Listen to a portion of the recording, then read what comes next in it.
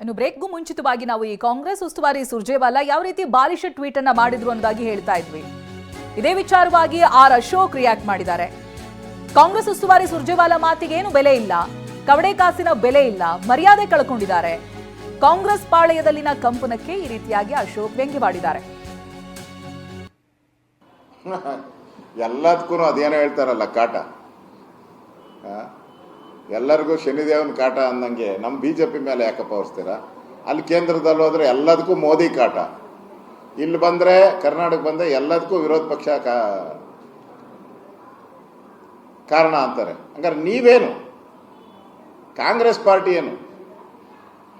136 ಜನ ಬೆಂಬಲ ಇಟ್ಕೊಂಡು ನಾವು 63 ಜನ ಇರೋರ ಮೇಲೆ ಆಪಾದನೆ ಮಾಡ್ತಿರಲ್ಲ. ನಿಮ್ಮ ಪಾರ್ಟಿನ ಅಷ್ಟು ಕಂಟ್ರೋಲ್ ಇಟ್ಕೊಳಕ್ಕೆ ಯೋಗ್ಯತೆ ಇಲ್ಲ ಅಂದರೆ ವಿರೋಧ ಪಕ್ಷ ಅಷ್ಟು ಸ್ಟ್ರಾಂಗ್ ಇದೆ ಅಂತ ಹೇಳ್ತಾ ಇದ್ದೀರಾ?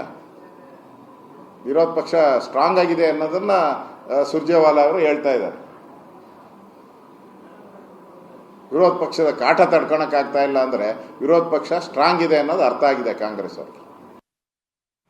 ಇನ್ನು ಕಾಂಗ್ರೆಸ್ ಕುರ್ಚಿ ಕಾದಾಟಕ್ಕೆ ಬಿಜೆಪಿ ನಾಯಕರು ಕಿಡಿಕಾರಿದ್ದಾರೆ. DCM DK ಶಾಸಕರ ಖರೀದಿಗೆ ಮುಂದಾಗಿದ್ದಾರೆ. ಜೈಲಿಗೆ ಹೋಗಿ ನನ್ನ ಪರ ಬನ್ನಿ ಅಂತ ಹೇಳಿದ್ದಾರೆ ಅಂತ ಜೋಶಿ ಹೇಳಿದ್ರೆ, ಕಾಂಗ್ರೆಸ್ನಲ್ಲಿ ಮನೆಯೊಂದು 2 ಬಾಗಿಲಾಗಿದೆ. DK ಜೈಲಿಗೆ ಹೋಗಿ ಶಾಸಕರ ಬೆಂಬಲ ಕೇಳಿದ್ದು ನಾಚಿಕೆಗೇಡು ಅಂತ ಆರ್ ಅಶೋಕ್ ಗರಂ ಆಗಿದ್ದಾರೆ. MLAಗಳನ್ನ ಪರಸ್ಪರ ಖರೀದಿಗೆ ಎಳೆದಿದ್ದಾರೆ. ಜೈಲಿಗೆ ಹೋಗಿ MLAಗಳಿಗೆ ಮಾತಾಡಿಸಿ ಬಂದ ನನ್ನ ಕಡೆ ಬಾ ನಿನ್ನ ಕಡೆ ಬಾ ಅನ್ನೋದು ನಡೆಯೋದು. ನಿನ್ನೆ ಜೈಲಿಗೆ ಹೋಗಿ ಬಟ್ಟೆ ಆಗೋದು. ಅದಕ್ಕೆ ಇಷ್ಟು ದಿವಸ ಯಾಕೆ ಬಟ್ಟೆ ಆಗಿಲ್ಲ?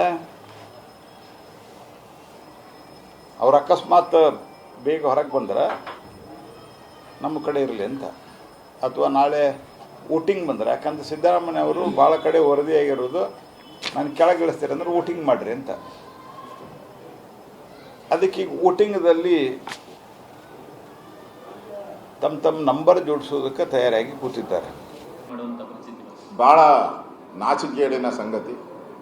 ಜೈಲಲ್ಲಿ ಈಗಾಗಲೇ 2 ಕಾಂಗ್ರೆಸ್ ಶಾಸಕರು ಜೈಲಲ್ಲಿ ಸೇರ್ಕೊಂಡಿದ್ದಾರೆ. ಒಬ್ಬರು ಮೈನಿಂಗಲ್ಲಿ ದುಡ್ಡು ಹೊಡೆದು ಸೇರ್ಕೊಂಡಿದ್ದಾರೆ, ಇನ್ನೊಬ್ಬರು ಕಳ್ಳ ಬೆಟ್ಟಿಂಗ್ ಮಾಡಿ ವಿದೇಶದಲ್ಲಿ ದುಡ್ಡು ತೊಗೊಂಡೋಗಿಟ್ಟು ಚಿನ್ನ ಸಿಗಾಕೊಂಡಿದ್ದಾರೆ. ಈಗ ಅವ್ರ ಓಟು ಕೇಳೋಕ್ಕೆ ಜೈಲಿಗೆ ಹೋಗುವಂಥ ಪರಿಸ್ಥಿತಿ ಕಾಂಗ್ರೆಸ್ಸಿಗೆ ಬಂದಿದೆ ಅಂದರೆ ಕಾಂಗ್ರೆಸ್ ಎಂಥ ಹೀನಾಯ ಪರಿಸ್ಥಿತಿಯಲ್ಲಿದೆ ಅಂತ ರಾಜ್ಯದ ಜನ ಅರ್ಥ ಮಾಡ್ದಂತ. ಜೈಲಿಗೆ ಹೋಗಿ ಬೆಂಬಲ ಕೇಳುವಂಥದ್ದು ಇತಿಹಾಸದಲ್ಲಿ ನಾನು ನೋಡಿಲ್ಲ. ಕಾಂಗ್ರೆಸ್ ಈ ಥರದ ಪಾಡು ಬಂದಿರೋವಂಥದ್ದು ಭಾಳ ಶೋಚನೀಯ ಅಂತ ಅನಿಸ್ತದೆ. ಕಾಂಗ್ರೆಸ್ ಹಳ್ಳಿ ಕಡೆ ಒಂದು ಗಾದೆ ಹೇಳ್ತಾರಲ್ಲ, ಹೋಗದ ಪಿಚಾಚಿ ಅಂದರೆ ಇಲ್ಲ ಬಂದೆ ಗವಾಕ್ಷಿ ಅಂತ. ಯಾರು ಬಂದರೂ ಅದೇ ಇರುತ್ತೆ. ಅದರಿಂದ ಏನಾಗೋದಿಲ್ಲ. ಅವ್ರಿಷ್ಟ ಅವ್ರು ಏನಾರು ಮಾಡ್ಕೊಂಡೆ, ಅವರ ಅಧಿಕಾರದ ಬಗ್ಗೆ ನಾವು ಚಿಂತೆ ಮಾಡೋದಿಲ್ಲ. ಈಗ ಈ ಪಕ್ಷವೂ ಇರೋ ಪರಿಸ್ಥಿತಿ ಇಲ್ಲ ಅಂದರೆ ಈ ಸರ್ಕಾರ ಯಾವ ಮಟ್ಟಕ್ಕೆ ಆರೋಗ್ಯಕರವಾಗಿರುತ್ತ ಅದೂ ಹತ್ರಕ್ಕೆ ಬಂದಿದೆ. ಈಗ ಅವರ ಹೋರಾಟ ನೋಡ್ತಿದ್ರೆ ಎಲ್ಲಿ ಸರ್ಕಾರ ಹೋಗುತ್ತೋ ಸದ್ಯದಲ್ಲೇ ನಾವೆಲ್ಲನೂ ಚುನಾವಣೆಗೆ ಸಿದ್ಧರಾಗಬೇಕನ್ನೋ ಅಂತ ನಮ್ಮ ರೀತಿ ಆಗ್ತದೆ.